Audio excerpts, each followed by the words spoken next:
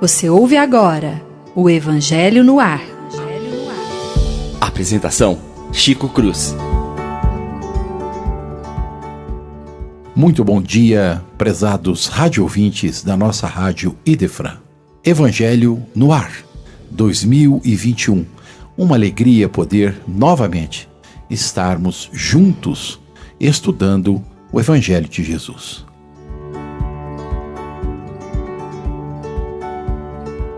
Vamos retomar o estudo do nosso Evangelho nesta manhã e cumprimentar aqui os nossos amigos, companheiros de todas as horas junto conosco. Bom dia, Lívia.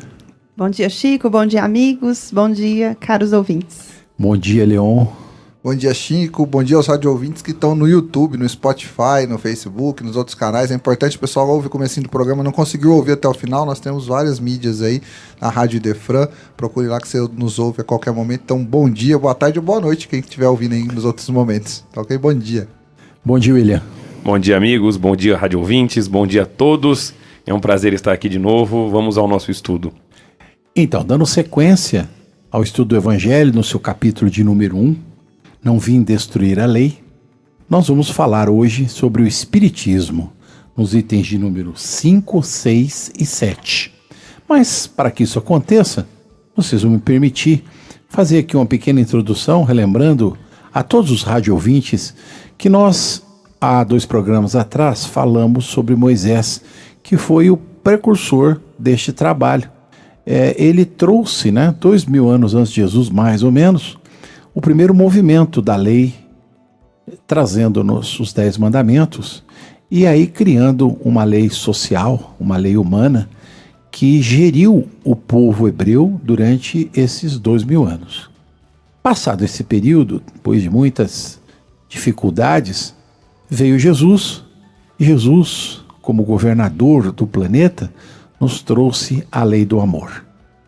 Então, distintamente de Moisés, a figura do Cristo é para nós farol que ilumina as nossas existências e nos traz, naturalmente, todo o contexto maravilhoso da bondade do Pai.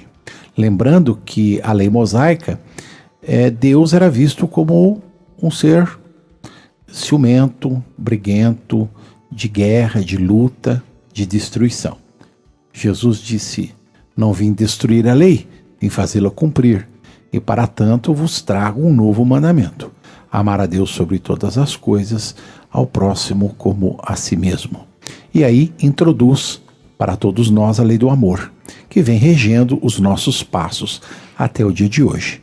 Mas o Cristo também afirmou que ele não diria tudo, e que no tempo certo adviria o Espírito da Verdade, o Consolador prometido, e aí ele traria partes ou parte do restante do processo doutrinário. À medida em que as nossas sociedades fossem evoluindo, crescendo, melhorando, ele traria no tempo certo as lições de amor complementares à fala de Jesus.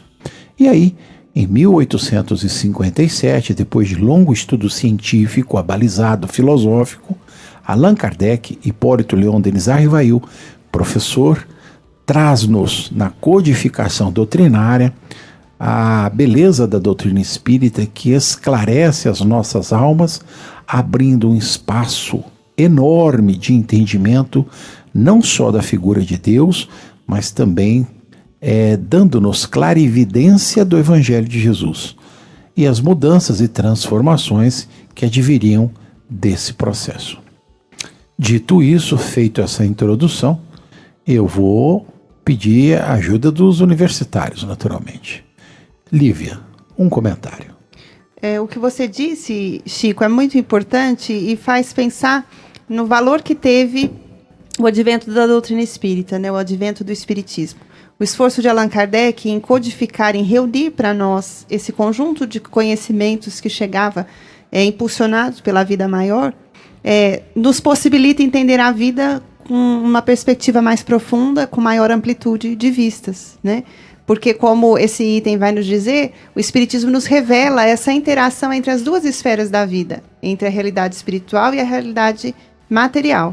uma vez que nós não somos só matéria, mas somos espíritos vivenciando essa experiência material. Leon. Nós temos nesse momento, na chegada da doutrina espírita, do espiritismo, um momento interessante onde a ciência vai fazer parte das análises, um momento onde a gente tem um professor que estava atuando de forma e começa a codificação num processo de ceticismo para trazer o que a gente tem hoje como uma doutrina filosófica, científica, ou seja, nós vamos ver que a doutrina espírita não é uma descoberta, porque ninguém descobriu, é uma codificação. O Kardec vai fazer um processo aí de coletânea, um processo baseado no método pestalozziano, que vai nos trazer a doutrina dos espíritos para a humanidade. William? Nós temos que lembrar uma coisa, o seguinte, né? Pelo menos eu vou tentar fazer um breve relato do que eu entendo dessa parte sobre o espiritismo. Nós temos que lembrar que as religiões sempre lidaram com a espiritualidade. Desde quando o mundo é mundo, né? Tanto que faz parte de uma lei mosaica. Está lá em Deuteronômio, conversará com os mortos, não falará com quem fala com os mortos. Ou seja, o contato com o plano espiritual sempre houve. Inclusive está na Bíblia. Nós temos os anjos, que nada que são, mas são do que são seres iluminados. Nós temos os profetas hebreus, né? Exatamente. Isaías, Isaac, que tem uma infinidade de profetas, né? A questão é o seguinte, o próprio anjo Gabriel, né? Que ele vai trazer a mensagem a Maria, que ela ia trazer o nosso governador, o nosso irmão mais velho, o Cristo. O anjo Gabriel, o nome significa homem iluminado. Se ele é um homem que percorreu as várias estações até chegar à iluminação. O espiritismo, ele vem como a terceira revelação exatamente por isso. Porque ele vem, como o Leon disse, ele vem trazer a ciência espiritual. Tá? Porque, mais uma vez, eu gosto de sempre lembrar disso, nós temos uma filosofia religiosa no espiritismo.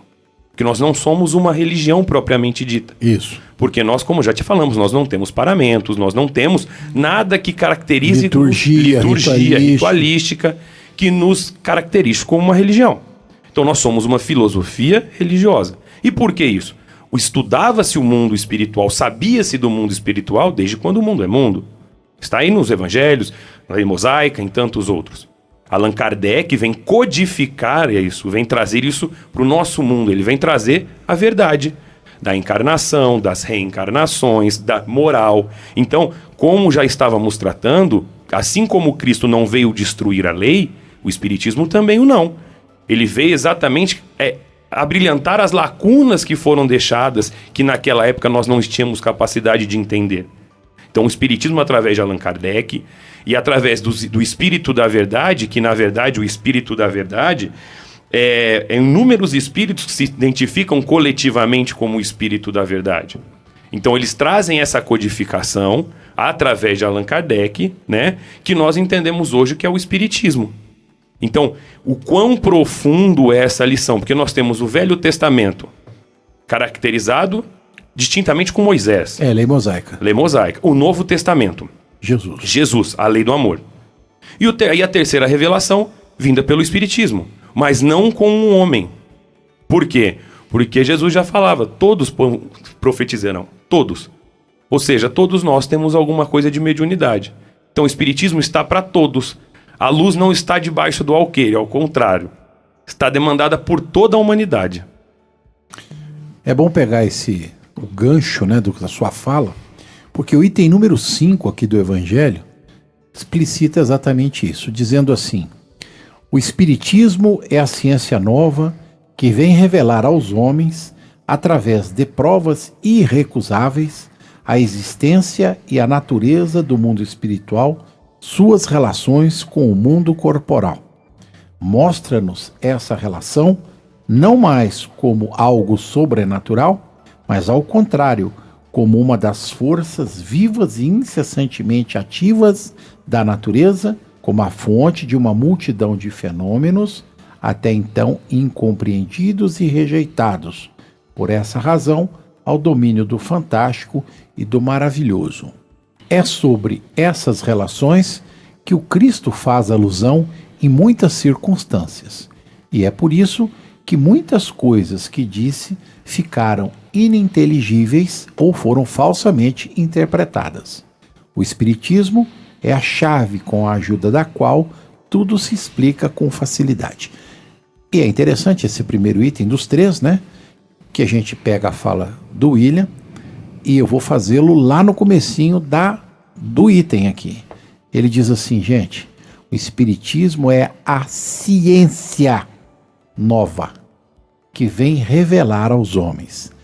E aí a gente começa a buscar algumas reflexões que eu acho que todos nós que estamos no campo do estudo doutrinário precisamos sempre nos lembrar disso.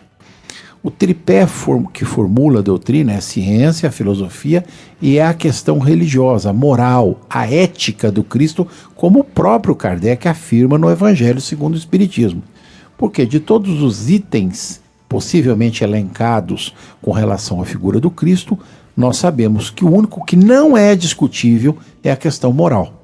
E é aqui que a doutrina se firma, por isso não é religião, é doutrina, é o estudo científico. Uma das coisas que mais tem elevado o processo do princípio doutrinário é a ciência, com a qual o próprio Kardec nos brinda com a frase célebre, dizendo que se um dia a doutrina ou os espíritas fugirem do princípio científico, abandonai a doutrina e segui a ciência. E isso nos faz entender e perceber que no processo evolutivo da humanidade, a doutrina chega num momento em que a ciência está ganhando força em relação à religião, descobrindo novos parâmetros, nos mostrando que há outras percepções da vida humana no nosso planeta, das relações que existem entre o indivíduo e a sociedade, entre essa sociedade e a religião. E é claro, nesse processo de pouco mais de 170 anos, nós vamos perceber que agora estamos percebendo que a ciência está se aproximando dos princípios religiosos. E isso nos traz já novas perspectivas em termos de entendimento do que é Deus, do que é o universo, do que é a vida material, do que é a vida espiritual, de como as sociedades se comportam, de como os homens devem transformar-se buscando a solidariedade, a fraternidade, porque isso é o amor. Jesus traz todo esse contexto na palavra amor, mas estão compostas aí dentro todas as virtudes que devem ser enumeradas no ser humano. Então, nesse movimento, nós descobrimos que o Espiritismo é transformador de nossas almas. Lívia. Chico, isso me faz lembrar muito o impacto que a doutrina espírita causou nos primeiros tempos em que o Livro dos Espíritos é publicado. Quando nós pegamos a Revista Espírita, nós vamos ver inúmeras cartas, no primeiro volume mesmo da Revista Espírita, inúmeras cartas de pessoas que tinham lido o Livro dos Espíritos e vão escrever para Kardec ressaltando exatamente isso. Primeiro, o aspecto consolador da doutrina e, sobretudo, transformador. O que você chama de consolador? Por que consolador, Lívia? Consolador porque, a partir do momento que nos descortina a vida, conforme os colegas disseram, os fenômenos espíritas são de todos os tempos, eles existem de todos os tempos, porém estavam sem a explicação devida, como se fossem sobrenaturais. Cobertos por um véu. Exatamente. Quando chega a doutrina espírita e clareia isso, explicando de forma científica, como foi bem colocado, comprovando essa realidade e demonstrando que são fenômenos de uma ordem natural, eles estão inseridos na lei divina. Então, quando chega esse conjunto de ideias, demonstrando que a vida continua, que não cessa essa realidade. Que a morte não acontece, é só uma troca. E que os fenômenos existenciais são transitórios, porém eles são superáveis. Uma hora difícil, ela é superável. Tudo isso traz para o indivíduo um consolo diante das suas dores e dificuldades, mas é uma mensagem que nos transforma quando nos esclarece sobre o sentido da vida. A finalidade da vida, ela nos transforma. É difícil de falar depois da Lívia, né? Nossa Senhora. É muito difícil falar depois dela. A gente tem que falar para os nossos audiouvintes que depois que a Lívia fala, vocês dois ficam discutindo quem é apontando um pro outro. Quem é que vai falar depois dela, né? Com medo. Não, é respeito. É um respeito muito grande. Mas a Lívia foi muito feliz quando ela falou que a doutrina descortina muitas coisas. A gente tem que ter a plena consciência que os fenômenos espirituais têm pictografia, tem caverna, onde o homem mostra que ele está conversando com um ser que ele considera um ser... Tem um ser superior, ele está conversando com seres espirituais. Até nisso a gente tem relatos. O que a gente pode perceber? A relação com o espiritual, ela sempre foi tratada como miraculosa, ou senão as relações ficam da forma sobrenatural. O termo é sobrenatural mesmo. E o espiritismo vem tirar esse véu, vem tratar tudo com naturalidade, mas há algo muito relevante, muito importante que a gente deve destacar no espiritismo. O espiritismo serve principalmente para aquelas passagens onde Jesus deixa muita coisa por parábolas, por figuras, alegorias e metáforas. E o espiritismo, ele entende o sentido da metáfora, ele contextualiza a metáfora, ele traz essa metáfora e traz a explicação. E isso é muito interessante, isso é confortador, é consolador, isso descortina muitos mistérios, muitas informações que são provocadoras. Há uma passagem que muitas doutrinas religiosas falam onde Jesus teria sido tentado por um demônio. Jesus, um espírito puro, sujeito à tentação, colocar Jesus como nós. E aí os estudiosos da doutrina vão dizer que aquilo ali, na verdade, é como se fosse uma parábola. Jesus está trazendo uma metáfora naquele momento. A doutrina espírita, a doutrina dos espíritos que vai explicar essa relação com o mundo espiritual, essa relação que ela tem que ser natural e não um fenômeno. Então a doutrina de Kardec, que nós aprendemos, a forma com que ele constitui, como que ele explica, é algo realmente muito inovador ao tempo dele. E eu queria fazer uma provocação aos colegas aqui. Nós vamos falar muito sobre isso nesse debate. Quando a gente for ver o espiritismo, quando a gente for analisar a obra de Kardec, a gente vai ver que em muitos momentos ele parece estar muito à frente do nosso tempo. Principalmente sou encantado pela Gênese, eu acho uma obra fantástica, porque Kardec parece estar muito à frente do tempo onde ele faz. E aí a ciência só vem comprovar aquilo que a gente está tendo, que a gente recebe na Gênese. Na realidade, Leon, só quem estuda profundamente a Gênese percebe, conhece e tem noção da grande capacidade do professor Allan Kardec. É de uma felicidade, assim, assustadora. E você tem toda a razão. A Gênese, em termos de ciência, é um livro que está, diria assim, para não falar uma besteira, uns 120, 150 anos na frente de qualquer coisa naquela época. Tem coisa que ele fala na gente, só foi comprovada agora, 160, 170 anos depois. Exatamente. Então, aqui na introdução do Evangelho, a gente está fazendo uma menção ao Espiritismo. Pensemos que o quão grande, o quão abarca essa doutrina, quão consoladora, confortadora ela é, e o quão científica ela é. É importante a gente falar em ciência. Nós estamos aí no começo de um ano, onde a gente espera tanto da ciência, passamos 2020 todo esperando da ciência uma resposta para o período pandêmico. Então 2021 com certeza vai ser um ano onde a ciência vai ter relevância novamente, e a gente espera que ela volte, né, a ser menos discriminado, que infelizmente a gente passou por uma onda aí onde a ciência foi, de certa forma, relegada. Então, a nossa doutrina é essencialmente ciência, é importante lembrar disso. Daí é por isso que a gente vê tanto que o espiritismo cresce mundialmente, porque ele traz exatamente a ciência, ele estuda. Eu acho que, vou falar como um leigo, eu não venho de berço espírita e o espiritismo me envolveu exatamente pela profundidade das suas lições. Eu acho que o espiritismo ele traz exatamente a moral cristã. Quem somos, para onde vamos, por que estamos aqui. Por que as desigualdades?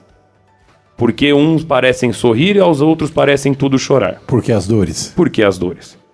Então, quando você, e todos sabem aqui que quem acompanha semanalmente, eu sou o advogado aqui, né? O único advogado. O resto é tudo professor, que Jesus me ajude. E eu vendo essa colocação das partes que eu já trabalhei, eu não poderia achar justo que certos indivíduos fossem relegados à eternidade, ao inferno, a algo ruim, se são meus irmãos, se são essência do mesmo Pai que eu sou. E eu encontrei as respostas exatamente na moral cristã, trazida pelo Espiritismo. E o porquê eu estou aqui? O porquê que tem dia que parece que realmente o mundo está acabando para mim. Mas como diria Chico no Pinga Fogo, esse dia também vai passar. E se amanhã o dia for muito bom, lembre que esse dia também vai passar. Então foi no Espiritismo e essa doutrina, essa ciência que me explicou realmente o que é o amor cristão, o que é a moralidade cristã. Sabe do que você está falando? Consolação. Fala, Lívia. Me fez pensar muito, os comentários que estavam sendo ditos, me fez pensar exatamente na importância com que Kardec classificou esse item, né?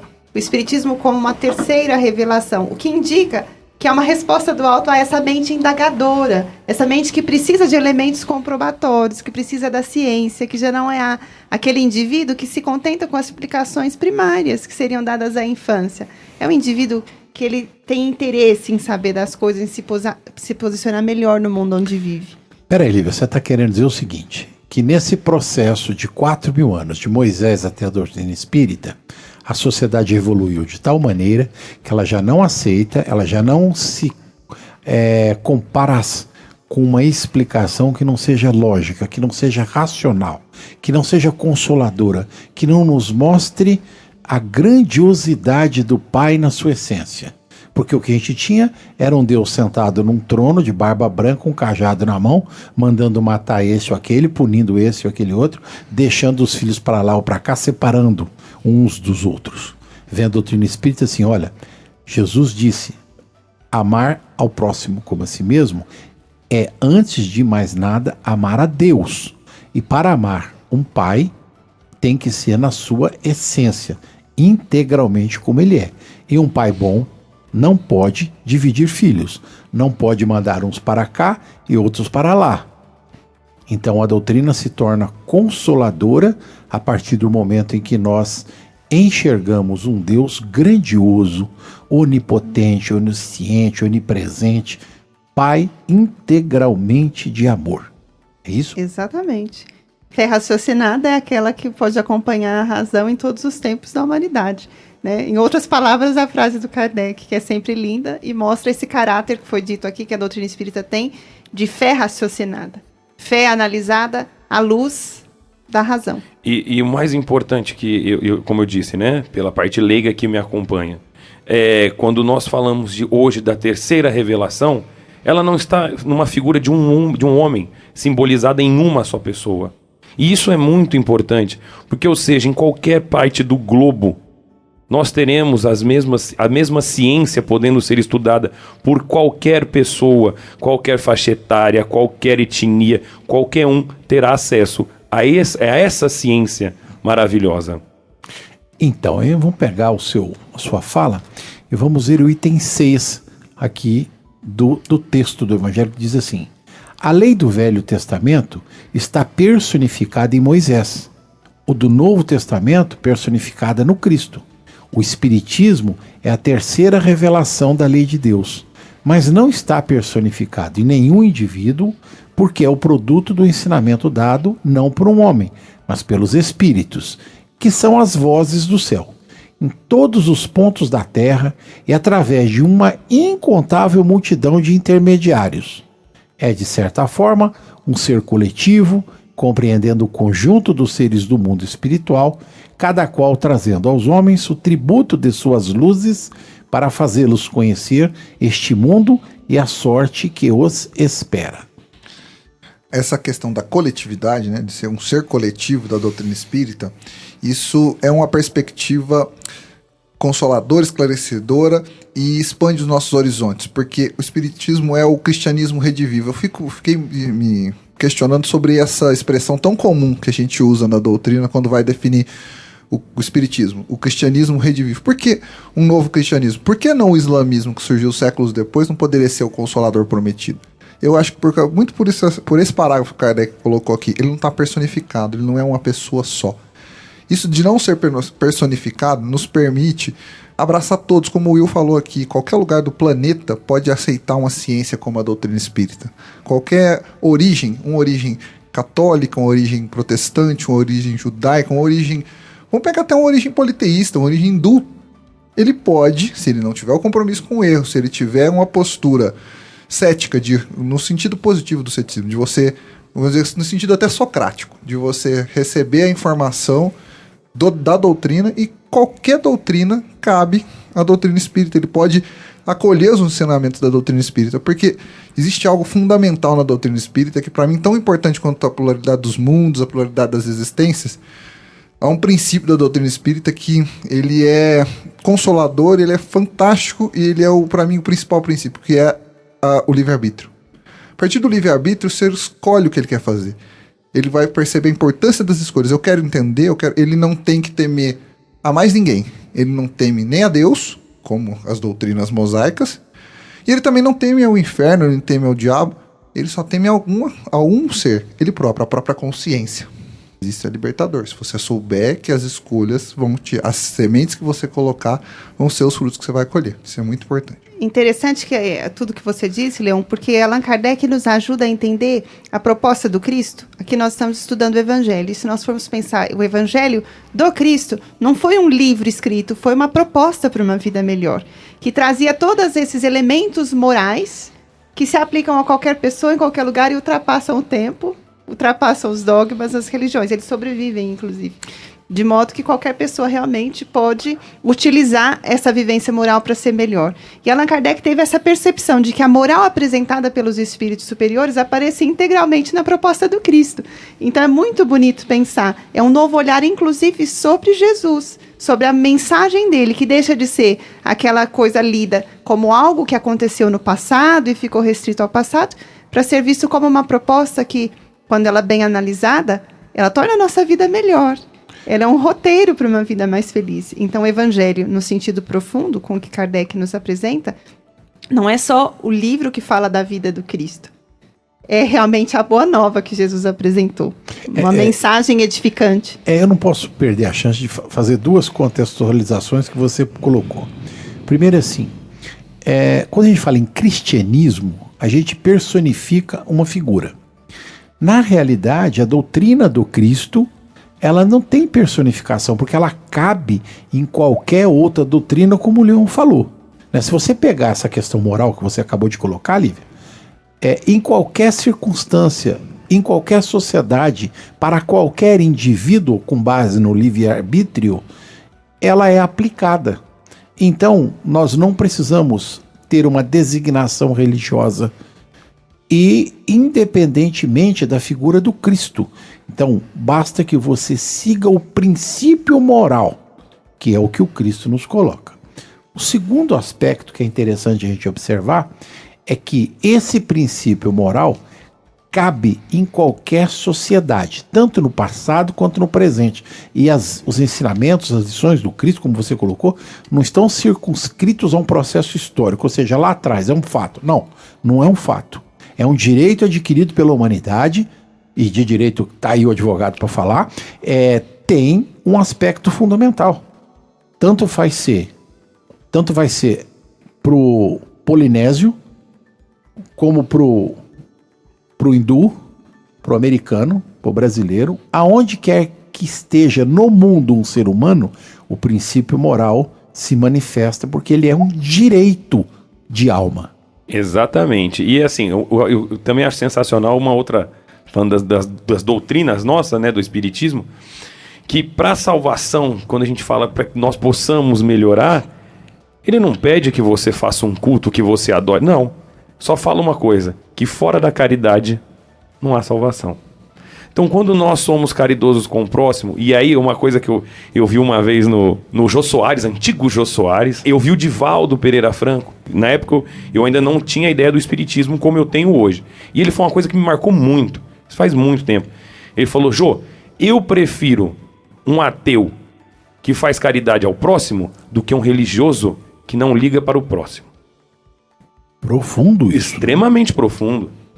Mais fácil. Eu recomendo essa entrevista do Jô com o Divaldo. Exatamente. Ele tem no YouTube, se você quiser procurar, e eu lembro direitinho da circunstância, porque essa frase impactou tanto o Jô, ele fica embasbacado, e ela atravessa os tempos. Atravessa.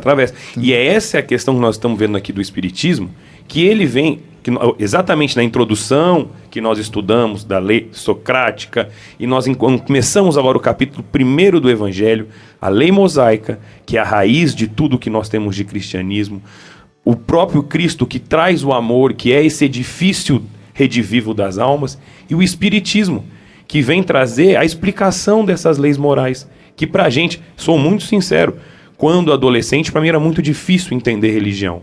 Eu não poderia conceber certas coisas que aconteciam, como eu cansei de ver, nós tínhamos um relato agora, pessoal, nós tínhamos um amigo pessoal da família, que ele era estado vegetativo, e sempre quando eu perguntava para minha mãe o motivo disso, ela sempre me respondia que ele era um anjo. Eu falei, nossa, mas como é ruim, eu não quero ser um anjo jamais. Aí foi que eu comecei a entender os desígnios, os motivos, o porquê das coisas.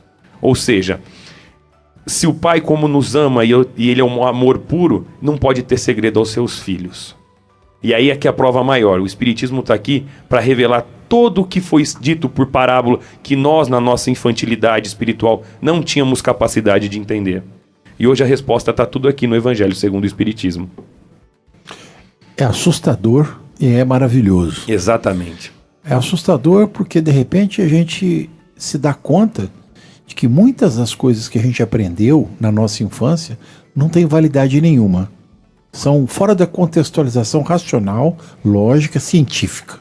É maravilhoso porque a gente teve a chance de descobrir isso, né? E está repensando, realocando isso dentro de nós, modificando, transformando a nossa alma, transformando a nossa vida, a nossa relação com a vida. Isso é extremamente importante. O item 7, para finalizar o estudo do Espiritismo, diz assim: assim como Cristo disse, não vim destruir a lei, mas cumpri-la, o Espiritismo diz igualmente, não vim destruir a lei cristã, mas cumpri-la. Não ensina nada contrário ao que ensina o Cristo, mas desenvolve, completa e explica, em termos claros, para todo o mundo, o que não fora dito senão sobre forma alegórica. Vem cumprir, no tempo predito, o que o Cristo anunciou, e preparar o cumprimento das coisas futuras.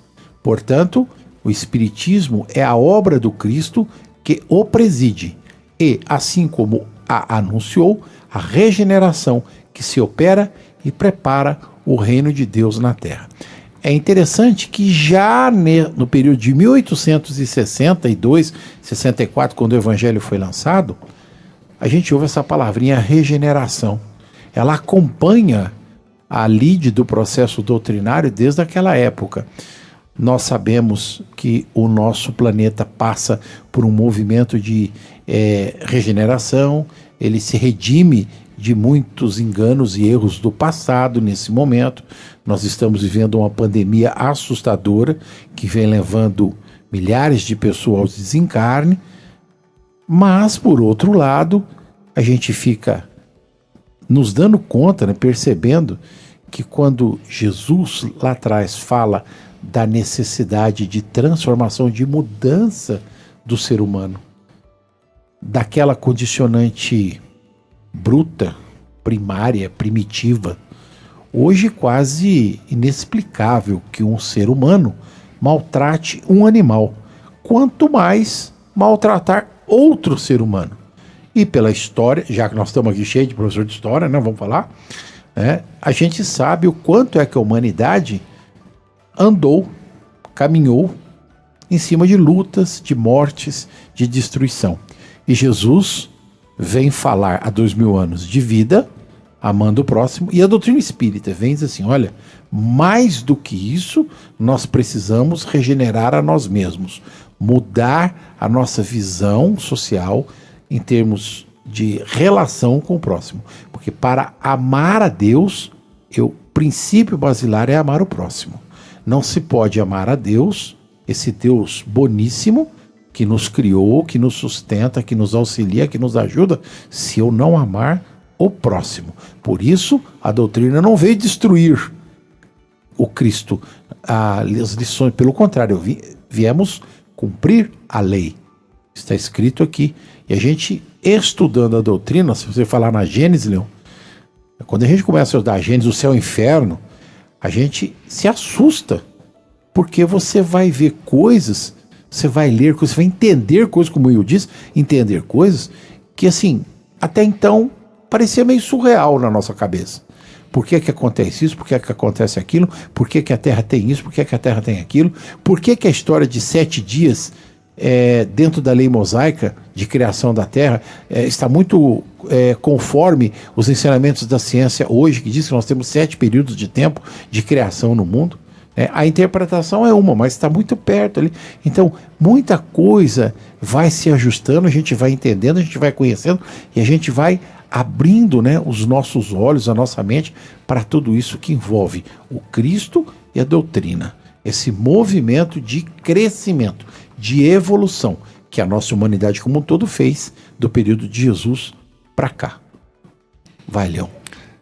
É interessante o Chico falar como o Espiritismo faz esse movimento, onde ele disse, que a humanidade vai absorvendo os conhecimentos do Cristo e aplicando os conhecimentos de acordo com as evoluções, com os episódios que vão surgindo ao longo da história. E o que faz do Espiritismo algo diferenciado das doutrinas que interpretaram os evangelhos ao longo dos tempos? A gente tem no nosso trabalho aqui, nas nossas mãos aqui, o Evangelho segundo o Espiritismo. O que diferencia é que Kardec não faz o Espiritismo segundo o Evangelho. Isso é uma reflexão interessante num dos canais onde eu procurei refletir, achei interessante. Porque se ele faz o Espiritismo segundo o Evangelho, ele poderia pegar tudo que ele colocou no Livro dos Espíritos, nos primeiros trabalhos, nas publicações da Revista Espírita, e fosse permeando as passagens de Jesus, as parábolas. Quando ele faz o Evangelho segundo o Espiritismo, é um exercício que a gente faz até de maneira prática. Os colegas professores de evangelização, a gente tem isso como questão prática, onde eu encontro a vida, a moral de Jesus em qualquer um desses episódios. Quando ele for falar aqui das diversas moradas, quando ele for falar do homem de bem, onde eu encontro Jesus nesse momento? E aí o Espiritismo vai se encontrando com a moral cristã, e a gente vai ter essa obra maravilhosa que é o Evangelho segundo o Espiritismo. É uma forma diferente de perceber. Poderíamos utilizar a ciência e dentro da ciência falar assim, Jesus tinha esse ponto de vista. Não, a gente vai pegar o episódio, vai reprocessar, vai ressignificar isso. Então o codificador, até na essência da nossa obra, chamar-se o Evangelho segundo o Espiritismo, mostra que o caminho que ele escolheu foi esse. Foi um equilíbrio, foi mostrar o que aconteceu ao longo da história, o que acontece na vida dos seres aqui encarnados e como que Jesus está participando, está em todos esses processos.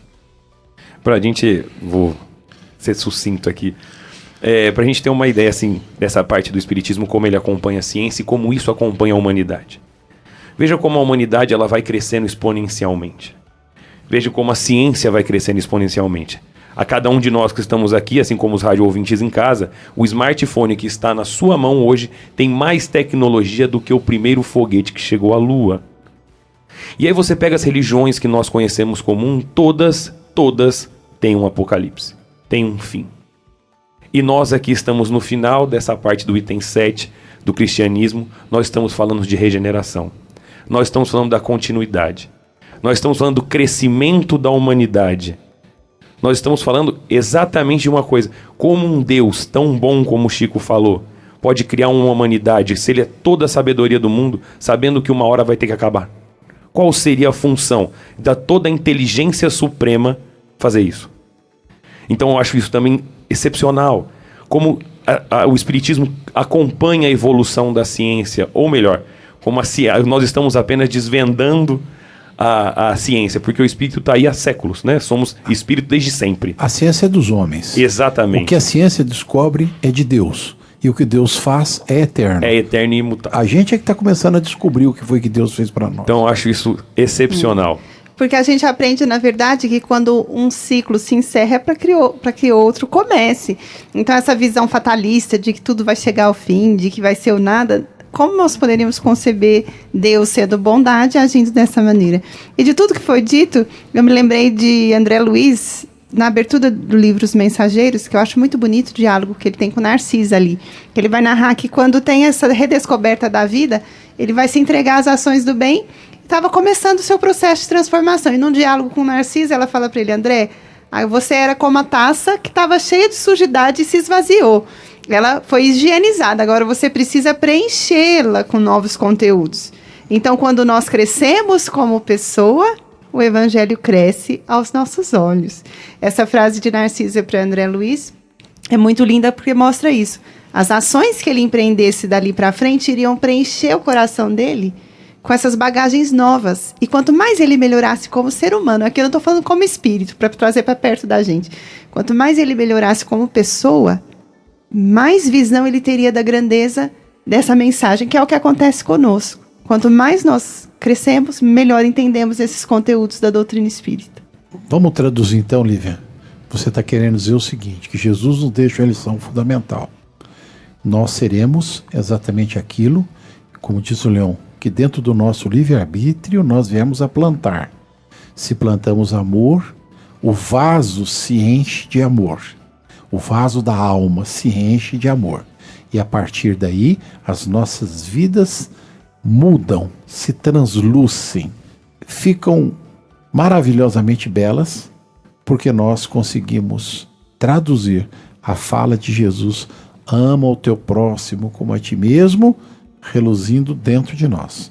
Esse é o princípio da transformação que acho que o Evangelho deve fazer em nossos corações. Exatamente. Gente, muito obrigado. Foi uma manhã maravilhosa. Will. Muito obrigado a todos. Gente, eu só tenho que agradecer. Sinceramente, cada dia eu tenho que agradecer a mais. Primeiro a Deus, né? Pra gente estar aqui. Ter amigos como vocês. Obrigado aos rádio ouvintes. Obrigado a todos, gente. Bom dia. Obrigado aos nossos amigos, ouvintes, aos nossos colegas aqui da mesa. Com certeza, como disse o William, é uma felicidade imensa da gente poder compartilhar. E eu espero que vocês possam continuar compartilhando também esse conhecimento aí com todos os amigos, com todos os familiares. Boa semana para todos. Eu também agradeço muito o acolhimento dos colegas, a atenção dos ouvintes, e é sempre um aprendizado muito grande refletir em conjunto sobre essa beleza que é a doutrina espírita em nossa vida.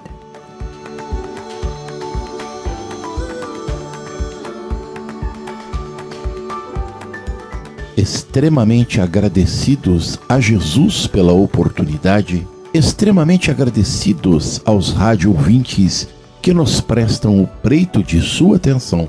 Deixamos aqui o nosso bom dia, desejando uma excelente semana a todos os amigos. Com as bênçãos de Jesus, o nosso abraço. Até a próxima semana.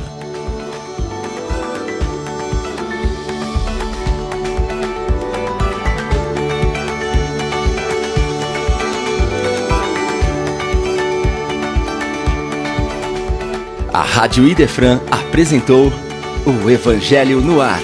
O Evangelho no Ar.